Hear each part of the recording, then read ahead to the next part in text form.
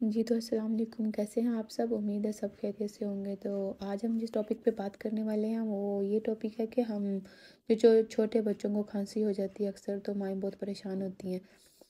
तो ताहा को एक दफ़ा जब ये चिले में था तो तब इसको एक दफ़ा खांसी हो गई थी।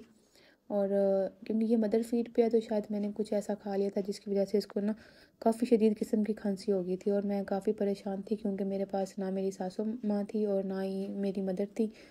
तो फर्स्ट बेबी था और मुझे कोई इतना एक्सपीरियंस नहीं था, तो मैंने अपनी मदर से फिर डिस्कस किया तो उन्होंने मुझे बताया कि आप एक एप्पल ले लें ग्रीन कलर का। तो उसमें आप 2 कप पानी के डाल के एप्पल को अच्छे से वॉश कर लें पहले, और फिर उसमें 2 कप पानी के डाल के उसको आप चूल्हे पे पकाने के लिए रख दें।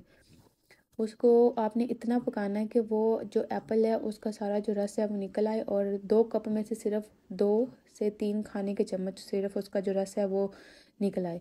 तो उसको आप ठंडा करके तो आप 2 चम्मच जो चाय के चम्मच होते हैं वो आप बच्चे को दिन में एक दफ़ा पिला दें।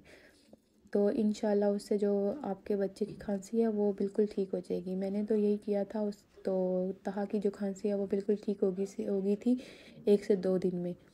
तो इसके अलावा जो मैंने एक और टोटका किया था वो ये था कि पानी लेके नीम गर्म पानी 2 चम्मच चाय के चम्मच, और उसमें बिल्कुल जो आधा चम्मच है हनी डाल के, शहद वो डाल के उसमें बिल्कुल आधा चम्मच है तो वो मिक्स करके तो मैंने वो तहा को दे दिया था।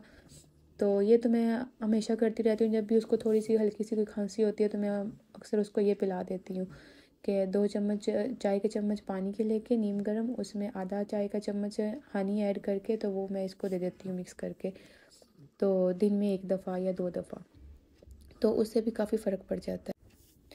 आप इस नुस्खे को लाजिम ट्राई कीजिए और फिर मुझे कमेंट्स में बताइए कि आपके बच्चे को इससे फ़र्क पड़ा या नहीं पड़ा। क्योंकि मैं एक माँ हूँ, मैं जानती हूँ कि जब भी बच्चे को कुछ होता है तो माँ की जान पे बन जाती है। तो सब माँओं का यही रिएक्शन होता है जब भी बच्चे को कुछ होता है। तो अल्लाह ना करे किसी बच्चे को कुछ भी ना हो, लेकिन अगर आपने कुछ ऐसा ट्राई किया है जिससे आपके बच्चे को फ़ायदा हुआ है तो आपको दूसरों को लाजिम बताना चाहिए ताकि उनको भी फ़ायदा हो। और ये तो एक अच्छी बात फैलाना तो वैसे भी सदका है, तो लाजिम बताना चाहिए।